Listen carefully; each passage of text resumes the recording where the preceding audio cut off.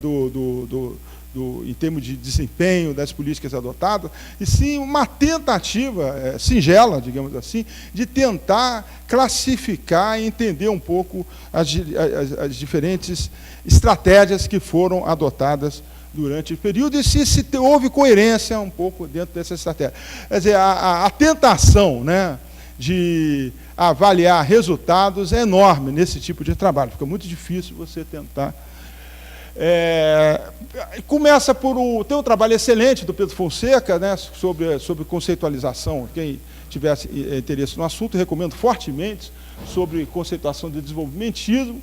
Né, eu peguei uma passagem dele que diz aqui: entende-se por desenvolvimentismo uma política econômica formulada ou executada de forma deliberada por governos, quer dizer, tem uma ação estatal, para, através do crescimento de produção e produtividade, sob liderança industrial, quer dizer, desenvolvimentismo, estratégia desenvolvimentista, tem um processo de mudança estrutural liderada pelo setor industrial, transformar a sociedade com vistas a alcançar fins desejáveis. Não está tão claro que transformação de sociedade é essa. Destacadamente, superação dos problemas econômicos e sociais dentro dos marcos institucionais do sistema capitalista. Quer dizer, é uma proposta, né, reformista de desenvolvimento para uma economia capitalista. Uma questão que o trabalho do Pedro foca muito na experiência do desenvolvimentismo dos anos 60, 70, tem uma análise teórica, tem uma análise histórica muito bem feita de política desenvolvimentista da América Latina, mas ainda está muito imbuída para aquela discussão do desenvolvimentismo, né,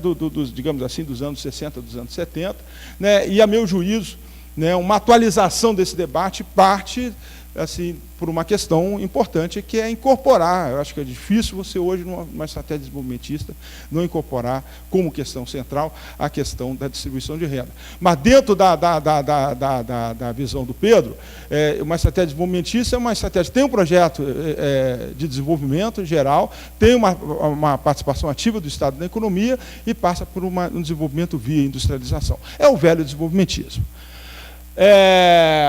Social-desenvolvimentismo, me baseei no Bielchowski Carneiro, o Ricardo está aqui na frente, eu vou fazer uma análise chapada, muito chapada sobre isso, certamente tem aqui o crescimento, pegando aqui do Bielchowski, do mercado doméstico de massa, deve ser estimulado tanto pela expansão de emprego, como pela melhoria da distribuição de renda, como resultado de políticas governamentais redistributivas, aumento do salário mínimo, expansão do gasto social e estímulo ao crédito consumidor. O Fernando focou, né, nessa questão. Quer dizer, a primeira estratégia, uma estratégia baseada no desenvolvimento do mercado doméstico de massa, né, estimulado por políticas redistributivas de governo. Em segundo lugar, uma vez que a estratégia, o Ricardo fala isso no trabalho dele, claramente, né, o Bielchowski também fala, uma vez que a estratégia de crescimento baseada no consumo de massa perde impulso, né, perde impulso ao longo do tempo, a expansão deverá ser completada pelo investimento autônomo, isto é, através de investimento público em infraestrutura. Tentamos ver alguns tipos de políticas que poderiam ser extraídos, né, a partir da visão social desenvolvimentista. Evidentemente, entra as políticas salariais, particularmente o salário mínimo como instrumento poderoso, né? Vou mostrar dados sobre isso, tanto de aumento de demanda como de redistribuição de renda, os impactos que ele tem sobre a estrutura de salário, via gastos previdenciários, né? Transferências sociais direcionadas à parte mais pobre da população, reduz particularmente a questão da pobreza, né? Afeta menos a distribuição de renda, mas a pobreza, estímulo ao crédito ao consumo, também como elemento importante, quer dizer, a combinação de políticas de distribuição de renda e de consumo é importante para a formação do mercado consumidor de massa, investimento público, particularmente em infraestrutura, como chave para a criação de demanda e incentivos para o investimento privado.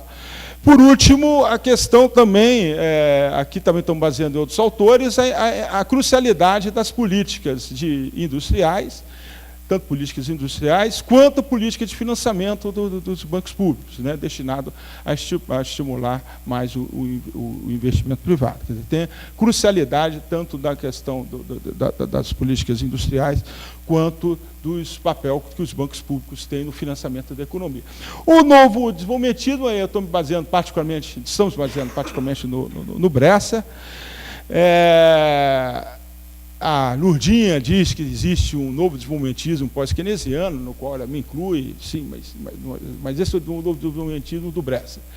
Dois problemas macroeconômicos fundamentais na economia de renda média, que é a tendência dos salários crescerem abaixo de produtividade, o velho problema do Lewis, a velha questão do Lewis, da oferta ilimitada de mão de obra, e uma tendência de sobrevalorização da taxa de câmbio, que é onde o Bresser centra mais, a discussão dele, que é a combinação do problema de doença holandesa, que é o fato de que países que exportadores de commodities têm vantagens comparativas fortes na produção de determinadas commodities, que faz com que eles consigam exportar com custo relativamente baixo, com competitividade, e mais essa taxa de câmbio acaba se apreciando e inviabilizando a exportação de produtos de maior valor agregado no estado das artes tecnológicas. Junto com, tem a sobrevalorização decorrente tanto da sobrevalorização cambial, tanto da doença holandesa, quanto um fator adicional, que é a abundância dos fluxos de capitais externos, em função tanto do fato de que em economias emergentes a taxa de lucro é maior do que nas economias centrais, questão de produtividade marginal do capital, quanto da questão do diferencial de taxa de juros, que atrai capital externo, isso acaba sendo fator adicional de valorização da taxa de câmbio. As políticas de catching-up focam muito na questão do catching-up, fazer políticas que levem ao catching-up, política de rendas que mantenham salários crescendo em linha com a produtividade, tem uma visão um pouco de manter um certo equilíbrio na questão da distribuição funcional da renda durante o período catching-up, uma vez que você realiza o catching-up, uma coisa me lembra um pouco o hostel, você tem aquele período de 30 anos, sei lá, 30 anos, que a taxa de investimento acelera, até você chegar a um nível de renda alto. Isso é uma interpretação minha. Então, durante esse período, você mantém uma certa estabilidade na distribuição funcional e os salários vão cresceriam em linha com a produtividade. A política cambial buscaria neutralizar a tendência de sobreapreciação cambial. O Bresser criou esse conceito de taxa de câmbio de equilíbrio industrial, que seria aquela taxa de câmbio que permite produtores domésticos competirem nos mercados externos a uma margem de lucro justa. Só uma rápida intuição, quer dizer, o que o Bresser diz é que, na realidade, você pode ter uma taxa de câmbio que equilibra a conta corrente, mas ainda assim, por conta da doença holandesa, essa taxa de câmbio que equilibra a conta corrente, ela inviabiliza exportações de produtos de maior valor agregado. Por isso ele criou esse conceito de equilíbrio industrial. Tem gente que tem feito aplicação, medido, o Nelson Marconi, particularmente, tem feito mensurações dessa taxa de câmbio de equilíbrio industrial. Política industrial é um instrumento secundário, devendo exclusivamente ser orientada para as exportações. A estratégia não tem um papel maior para a questão, não destaca um papel maior para a função dos bancos públicos, no processo de financiamento. E a estratégia é Export-Led Growth por um curto período de tempo necessário para elevar a taxa de crescimento durante o período catching-up. Uma coisa lá, take-off do hostel. Agora eu vou analisar alguns dados de desempenho. Aqui a gente está plotando os fluxos de capitais de não residentes para economias emergentes e o comércio global. Esse aqui são os fluxos de capitais. Claramente a gente observa o ciclo de forte crescimento dos fluxos de capitais para a economia emergente, cai aqui durante a crise, retoma fortemente no período recente, só que começa a cair um pouco, mas não significativamente. Tem um trabalho muito interessante que eu assisti ontem do Biancarelli sobre isso. Do ponto de vista do comércio internacional, a gente observa que o comércio internacional rodou alto, fortemente alto, declinou fortemente, retomou, teve o efeito China aqui fortemente, depois caiu. Quer dizer, há uma certa arrefecimento dos fluxos de capitais e do comércio internacional, ainda que tenha, no período recente, ainda que tenha se mantido relativamente elevado. Uma coisa importante, esse é o saldo externo do setor público, aqui são a dívida pública externa, as reservas internacionais. Aqui é o saldo, a diferença entre os dois, a dívida pública externa e reservas internacionais. O que a gente observa, por conta tanto da política de acumulação de reservas do governo, quanto da redução da dívida pública externa, né, você teve o quê? A gente saiu de uma posição devedora em termos de dólares e entramos numa posição credora. Né? Eu considero isso extremamente importante, né, porque isso abriu margem de manobra para fazer, em termos de policy space, nesse período que, nos períodos anteriores, ficava extremamente prejudicado. Em termos de taxa de crescimento de 4% em 2004 e 2013, menos 2,3% em 2014 e 2016. A taxa de desemprego diminuiu barbaramente, de 2,4% em 2013 para 5,1% em 2013, mas já aumentou para 8%, aumentou mais ainda em 2016. Olhando aqui, as políticas de salário mínimo, aqui a gente calculou tanto em termos nominais quanto em termos reais, deflacionados pelo INPC, se eu não me engano. Né, que a gente observa, quer dizer, aqui é 90, começa em 94, né, já vinha com uma política de crescimento real, né, nos governos do FHC, mas se acelerou sobremaneira, né, no governo Lula, quer dizer, uma política mais agressiva. E aqui, nesse período final aqui de 2015 e 2016, começa a estagnar por conta da aceleração inflacionária. Tá? Nota-se que aumenta em termos nominais. Um fator importante, que é daquilo que eu falei, né, uma combinação, né, de políticas redistributivas com uma política de forte crescimento de crédito. Aqui é a taxa de crescimento do crédito em relação aos 12 meses anteriores. Né? A gente observa claramente, aqui a gente dividiu por bancos estatais e bancos privados, né, mas observa, só para destacar, né, aqui é 2004, né, isso é importante, isso é taxa de crescimento. Né? Quer dizer, o fato de declinar não quer dizer que o volume esteja diminuindo. Ele vai diminuir se ele estiver negativo. Né? Mas cresce, né, barbaramente aqui nesse período 2004 e 2006, mantém uma taxa de crescimento elevado aqui, até na crise. A gente observa, durante a crise, um declínio forte da taxa de crescimento dos bancos privados, um papel contracíclico, crescimento forte dos bancos públicos, né? Aqui é 2009, 2010, depois cai, mantém, é interessante, eu estou particularmente fazendo um artigo sobre ajuste do setor bancário e crédito no Brasil, atualmente com o Antônio Alves, estamos analisando isso, né, interessante que aqui cai, quer dizer, nesse período de 2011, 2014, a taxa de crescimento dos bancos privados cai, chega a ficar praticamente nula, né, o que mantém esse período aqui são os bancos públicos. O que se observa a partir de 2015 é o quê? Que a taxa de crescimento despenca, né, fortemente, se tornando negativa. A gente tem um forte processo de credit crunch no período, que tem contribuído, a minha avaliação, para aprofundar, para arrefecer, né, uma certa retomada de crescimento econômico. Mas isso é outra história, não cabe aqui, não é uma história que eu estou querendo. Aqui é o Ed Share, eu estou pegando dados do que o Miguel Bruno, do BGE, me passou. A participação da massa salarial deflacionada pelo INPC dividido pelo PIB deflacionado pelo deflator explícito, quer dizer, mostrando o Ed Share, né, a participação do salário na renda. O que a gente observa? Estava aqui, ó, você pega o dado de 2004, cerca de 36%, ele cresce para 45%. Né? Então, teve um crescimento, né, uma mudança na distribuição funcional da renda muito forte dentro desse período. Eu fiz alguma coisa errada. Eita, ferro. O que houve?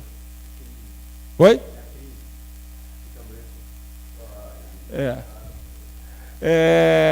Aqui também o dado sobre a participação da indústria de transformação do valor adicionado. Né, a gente observa que 90 para 2015, aqui em 2000, mantém, né, quer dizer, o setor manufaturado mantém participação. Aqui é importante dizer que essa participação, né, no valor adicionado, quer dizer, ele pode cair em função e caiu, né, em função do crescimento. E na idade que aconteceu a partir de 2008 é que a produção industrial ficou estagnada e cresceu o setor de serviços. Né, então, perdeu participação relativa. Essa participação relativa, né, você observa, né, uma forte queda de participação, aqui 13% para 11% em 2015. A gente pode discutir o que está por detrás disso, tem uma série de controvérsias em relação a isso. Há uma regressão na pauta de exportação brasileira, participação de manufaturados, que era de mais de 50%, né? No período recente, ele já está aí por volta de 38%, 36%, 38% no período recente, com, evidentemente, contrapartida do aumento da participação de produtos básicos na exportação brasileira. Relativizando, a apresentação do Fernando me facilita sobremaneira, né, que ele já mencionou, quer dizer, a melhoria da distribuição de renda quando, conforme o Fernando mostrou, quer dizer, quando você olha o índice de Gini, olha os rendimentos do trabalho, né? O trabalho do pessoal de IPEA fez, utilizando dados do imposto de renda, ainda também rendimento de capital, né? É bastante coerente, né? A percepção é bastante coerente, quer dizer, você faz... E o que mostra os dados, né? Mostra o quê? Queda na desigualdade na década de 2000 ficou restrita à base da pirâmide, com fatia dos mais pobres ocupando espaço dos estratos intermediários. Quer dizer, as faixas de renda lá em cima mantiveram a participação, né? E a redistribuição que houve para baixo foi dos segmentos intermediários para os segmentos de base, né? É bastante coerente com a visão de que, de certa forma, os governos petistas governaram bem para os ricos e para os pobres, né? Me lembro que o Setúbal, quando o Lula foi reeleito, fez vocês devem estar lembrados, né, entrevista na Folha de São Paulo, dizendo que ia votar no Lula, declarou, o velho Setúbal, né, que ia votar no Lula. Perguntaram por que ele ia votar no Lula. Porque eu estou muito satisfeito, nós estamos muito satisfeitos, por que a gente vai querer mudar, né? Então, a fatia de renda dos mais ricos cresceu antes da crise e resistiu à queda no período posterior, né? Mas houve, como o Fernando falou, uma mudança nos rendimentos de trabalho, né? Uma mudança redistributiva. Isso teve efeitos, né, sobre o crescimento econômico. A gente faz uma análise, né, sobre as políticas, as condições da política. Eu não tenho mínima condição de fazer isso aqui. Eu tentei fazer um fluxograma para tentar, imagina, num fluxograma desse, tentar sintetizar o que foi a política econômica dos governos Lula, que teve várias alterações, a gente sabe, né? Mas, sobretudo no período inicial, o boom de commodities, exportação, as exportações teve um papel inicial no crescimento econômico inicial do governo Lula, né? E relaxou a recessão externa, né? O colega falou na apresentação dele. A combinação de crescimento das exportações com fluxo de capitais externos levou a uma apreciação da taxa de câmbio, que acabou sendo funcional, bastante funcional do ponto de vista de poder fazer políticas de demanda agregada, né, de expansão de demanda agregada com redução da inflação, né? Então, a combinação de política de salário mínimo consignado aumenta da renda real, mas crédito consumidor acelerou sobremaneira o consumo. No governo Dilma, a famosa nova matriz macroeconômica, que era a combinação de taxa de juros, desvalorização cambial e financiamento subsidiado, né? Em termos de crescimento econômico, a gente sabe que o crescimento econômico não respondeu, né? É um período de desaceleração econômica, podemos discutir isso depois. Represamento nos preços de energia e gasolina para tentar evitar o aumento da inflação que estava ocorrendo no período, né, tanto de tradables e não tradables, estava havendo aumento de inflação, uma forte deterioração nas margens dos produtores, né, de energia e gasolina.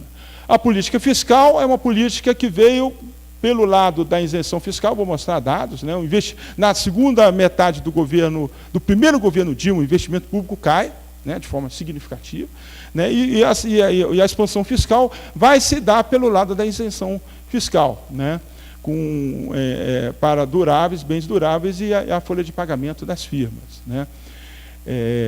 E o que aconteceu é que nem consumo nem produção industrial aumentaram, né? A produção industrial não aumentaram. O que aconteceu é que os empresários aumentaram a sua margem de lucro e a gente aqui caiu no pior dos mundos porque o governo abriu mão de fontes fiscais, a economia não respondeu, os indicadores fiscais como um todo se deterioraram, né? Tem uma literatura importante, né, que se discute, quer dizer, a questão dos multiplicadores fiscais. Eu mesmo estou publicando um artigo na PPE sobre isso, né, junto com orientado de mestrado, né, de medir multiplicadores fiscais, e o que a literatura mostra é que, na realidade, com resultados robustos, né, que os multiplicadores fiscais, quer dizer, o quanto que o impulso fiscal aumenta em termos de crescimento de produto, é maior pelo lado do gasto público do que do lado da isenção, né, isenção fiscal. E maior ainda se for feito pelo lado do investimento público do que por gasto de custeio. Aqui, só para mostrar que a taxa de crescimento do investimento público, né, do trabalho do Orair, a gente observa, né, houve um aumento aqui, né, em 2006 e 2010 significativo, né, do investimento aqui do governo federal, mas a gente observa uma queda forte aqui, desaceleração forte do investimento público em 2011 e 2015.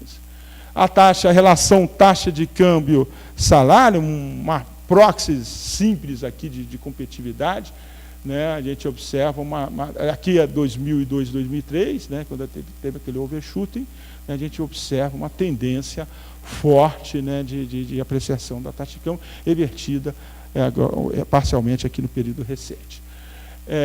5 minutos, está aqui. O trabalho do SEMEC, né, mede a taxa o retorno do patrimônio líquido das companhias abertas, e mostra, isso tem um pouco a ver com o que o Fernando mostrou também, questão de capacidade de utilização, de queda de investimento, né, de como que a rentabilidade que veio alta, né, nesse período de 2005 até 2011, né, que caiu um pouco, mas se manteve alta, ela caiu fortemente, quer dizer, houve uma deterioração forte nas margens de lucro, no retorno das empresas, companhias abertas nesse período. Certamente contribuiu para a desaceleração dos investimentos. Dois fracassos do ajuste ortodoxo, baseado muito inspirada, né, na ideia da contração fiscal expansionista, de que o ajuste fiscal sendo feito pelo lado da despesa, ele gera um aumento de confiança nos empresários e consumidores que passam a expandir a sua demanda. Essa é uma tese baseada um pouco na ideia de equivalência ricardiana, tem algumas evidências empíricas, italiano, que agora esqueci o nome, mas que essa tese no mainstream americano tem sido fortemente questionada. Eu escrevi um trabalho com o Manuel Pires, que saiu na revista Economia Política, a gente faz uma avaliação dessa literatura.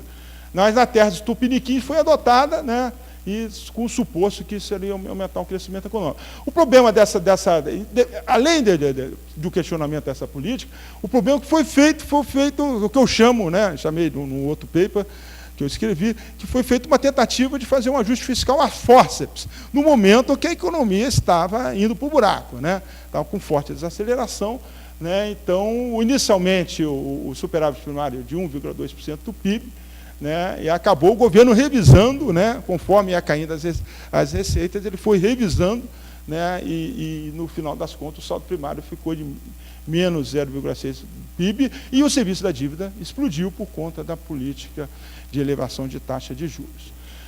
Tempestade perfeita, né? Também pegou esse período de 2014, 2015, é um período de tempestade perfeita, deterioração do sistema de troca, o ajuste fiscal adotado, aceleração inflacionária, crise hídrica, a desvalorização da moeda, aumento da Selic e lava-jato, né? Aqui houve um conjunto que levou a uma forte recessão. Bem, política salarial, forte aumento do salário mínimo, conforme eu falei, 67% aumento em termos reais, de 2003 a 2014, política de transferência de renda via benefícios previdenciários, programa Bolsa Família.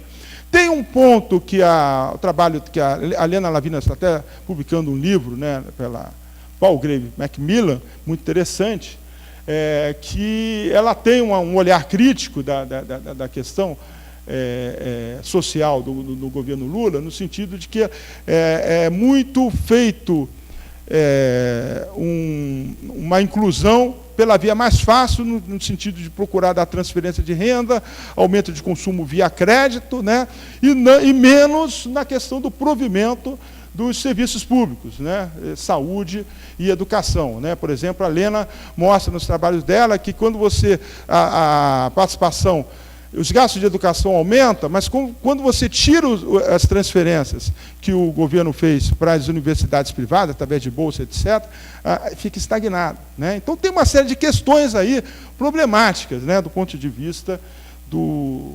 Bem, já estou caminhando para terminar. O que a gente faz? Quer dizer, a partir dessa análise de resultado, a partir de uma análise mais detalhada de políticas econômicas, inclusive política industrial, que eu acabei não analisando aqui, né, do ponto de vista política industrial, a gente tenta mostrar que foi feito umas 3 políticas industriais no período, muito pragmática em função das circunstâncias econômicas iam mudando, mas que essas políticas industriais, elas claramente entraram em conflito com a política macroeconômica, que é uma política de tendência de valorização cambial, com uma taxa de juros reais sempre muito elevada. Quer dizer, você fazer políticas industriais, né, nessa direção, fica muito difícil você ter resultados positivos. E a gente recorre, inclusive, ao trabalho eu não sou especialista em política industrial, até escrevi essa parte, né, mas recorri ao trabalho do Davi Kupfer.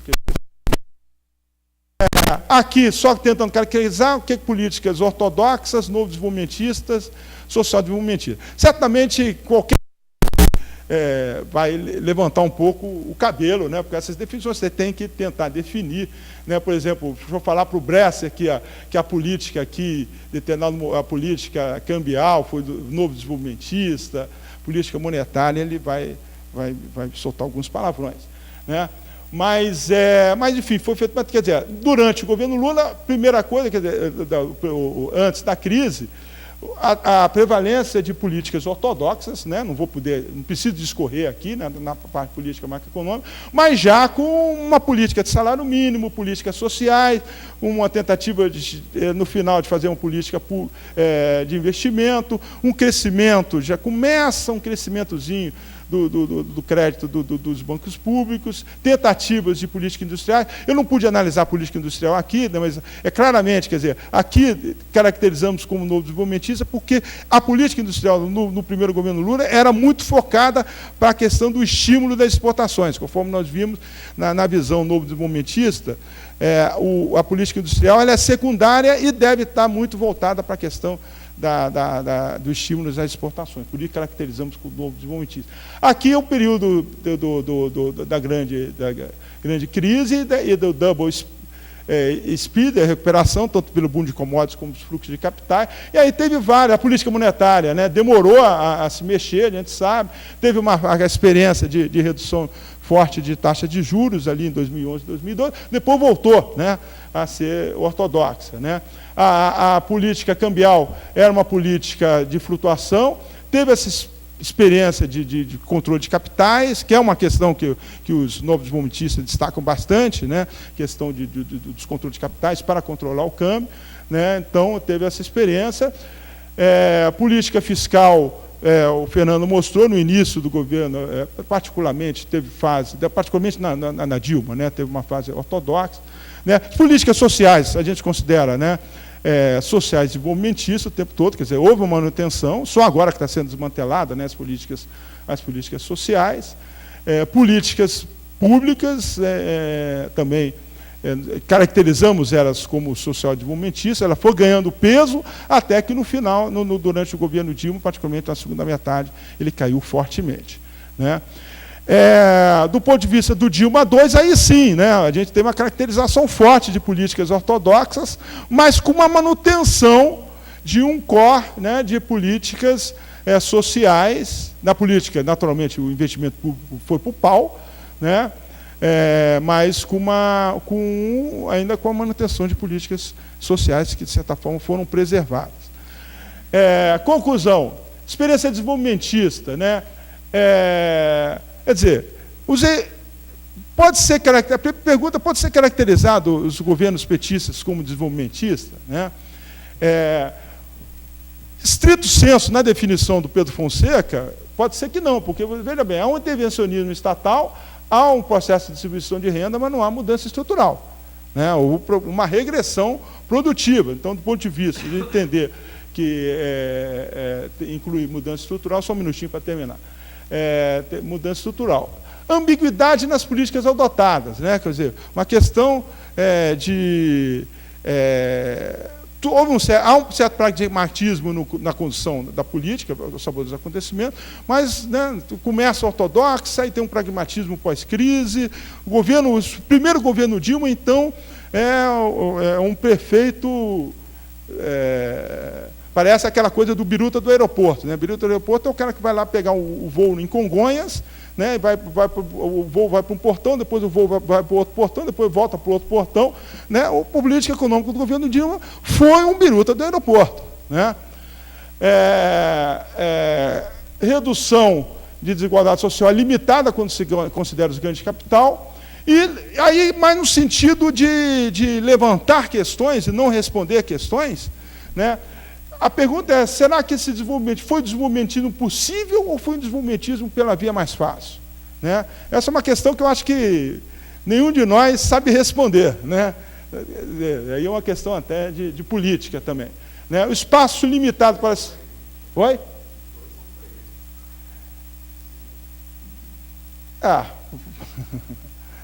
Mas tem gente que sustenta que poderia ser feito mais, né? Quer dizer, o Lula, no auge da sua popularidade, podia ter forçado uma reforma tributária, né? Então, é controverso esse ponto, né? Quer dizer, fez o possível é muito ou o possível é pouco, né? Espaço limitado para se implementar uma política econômica em condições de globalização financeira. Quer dizer, questão é essa? Qual é o policy space que a gente tem, uma economia integrada financeiramente, aberta, tem para fazer políticas econômicas autônomas? Né? Por último, uma discussão que a gente não pretende fazer se, na realidade, a desaceleração é gerada a partir de constrangimentos externos ou erros de políticas econômicos. Obrigado.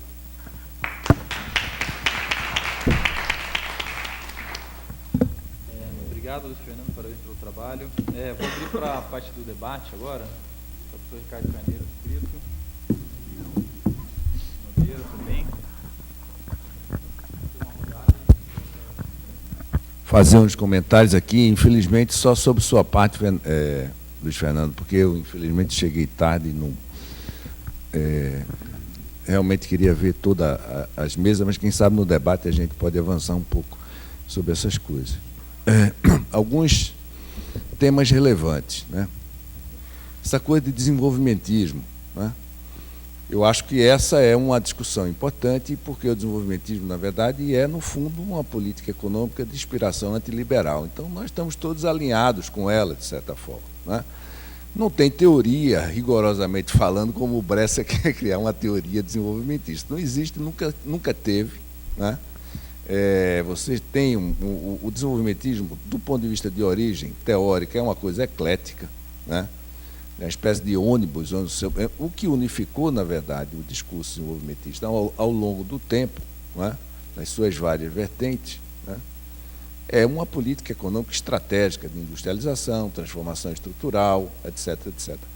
Um pouco, de certa forma, esquecida a distribuição da renda. Aí eu retomo esse ponto. O social-desenvolvimentismo, na verdade, não é, né?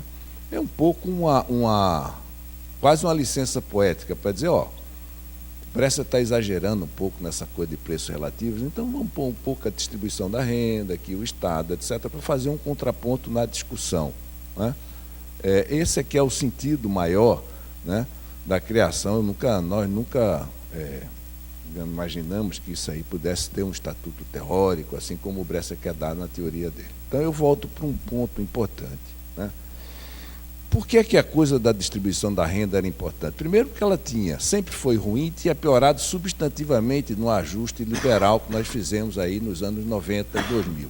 Então, a questão da distribuição da renda, ela teria que ser, né, o eixo fundamental de qualquer programa de desenvolvimento. Isso não foi uma discussão meramente acadêmica, isso é uma discussão, né, política importante. Qual é a questão? Isso era consistente? Esse é o primeiro ponto, na verdade, né, que eu acho que é importante a gente discutir. Por quê? Porque eu vejo várias críticas, na verdade, ao experimento aí dos governos Lula, né, e eu distingo o governo Lula do governo Dilma, já vou dizer por quê, né?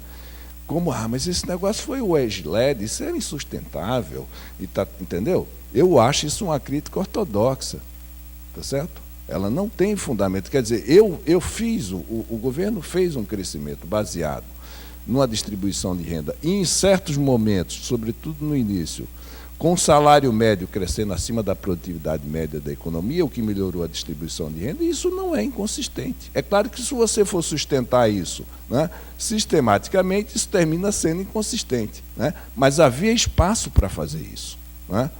E o aumento, a melhoria da distribuição funcional da renda é um mecanismo dinâmico da economia, não é? Está lá no Calec, está em todos os grandes autores que trataram essa questão, né? Primeira questão, esse elemento é um elemento importante, mas eu vou no segundo ponto. Não é este, a meu juízo, o principal elemento dinâmico da economia no período Lula. Sabe qual é o elemento dinâmico? É o crédito, né? Porque, do ponto de vista teórico, e aí eu volto para o Keynes, para o Calec, crédito é demanda autônoma, tá certo? Distribuição da renda é multiplicador. Então, tem uma diferença substantiva isso. E qual é o problema de sustentar, tá certo?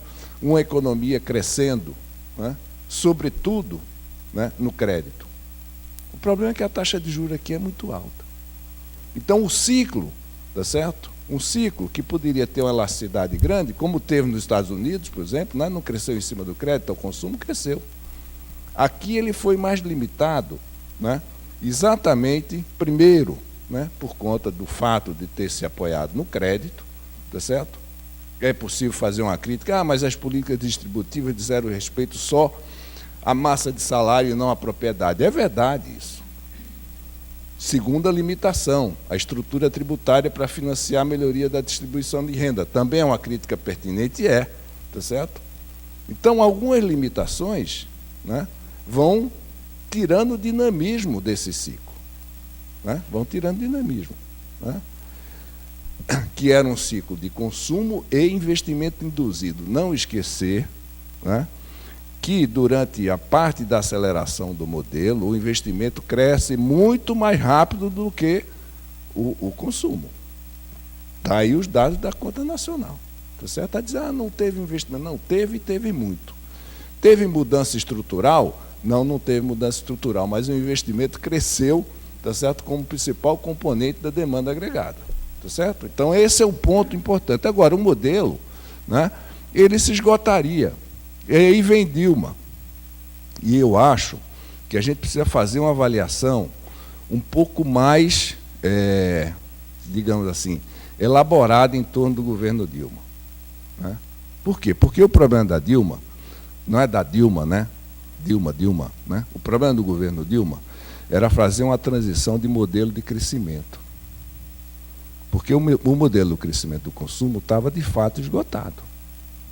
Como é que você vai transitar, aí sim, né, para a mudança estrutural, para o investimento autônomo? Porque essa é a tentativa de Dilma. Eu não estou dizendo que ela teve sucesso, não, ela não teve, tá certo?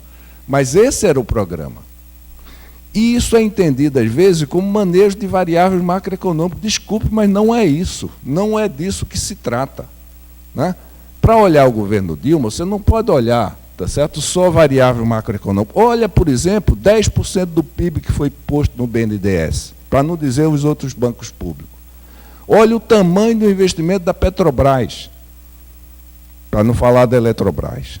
Olha o próprio investimento público, se você incluir Minha Casa Minha Vida, o investimento público cresceu, não diminuiu. Tá certo? Então você tem, olha a política social, que avançou uma barbaridade, no governo Dilma. Então, o que eu estou dizendo é o seguinte, deu errado. E eu acho que a explicação de que deu errado, porque no primeiro ano de governo, tá certo? Ela fez uma consolidação fiscal, desculpa, é pobre. Para mim, não serve. Não serve. Porque o investimento público se recupera de uma forma muito sistemática, tá certo? Depois do primeiro ano de governo. Porque o que o Bresser pede, né? Desvalorização da taxa de câmbio, redução da taxa de juros, desoneração de folha, custo de energia, etc. Tudo isto foi feito. Né? E o setor privado não respondeu. Agora, por que não respondeu? Não pode ser uma resposta, entendeu? Fácil, assim, não. Porque no primeiro ano foi feita uma consolidação fiscal. Eu acho que não é, digamos assim, uma resposta, né, para mim, pelo menos, convincente. Né? A meu juízo, e eu levanto uma hipótese, né, é que você não conseguiu, né, estruturar um novo padrão de crescimento. E isso tem várias dimensões.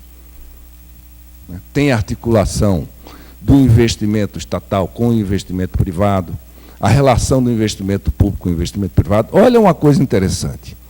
Qual é o discurso de crítica contra a Dilma a partir do segundo, terceiro ano? Sabe qual é? Contra a estatização. O discurso das camadas empresariais brasileiras que ela queria ajudar, incentivar, se torna um discurso contra a estatização. Sabe o que é que me lembrou essa história? 76, 78, lembra? Então, qual é o discurso das camadas mais populares, médias baixas? Sabe qual é? Contra os programas assistenciais, contra o Estado, portanto. Né? Ou seja, a Dilma tentou. Eu não estou dizendo que não tem um problema de articulação. Né? Como é que vai fazer?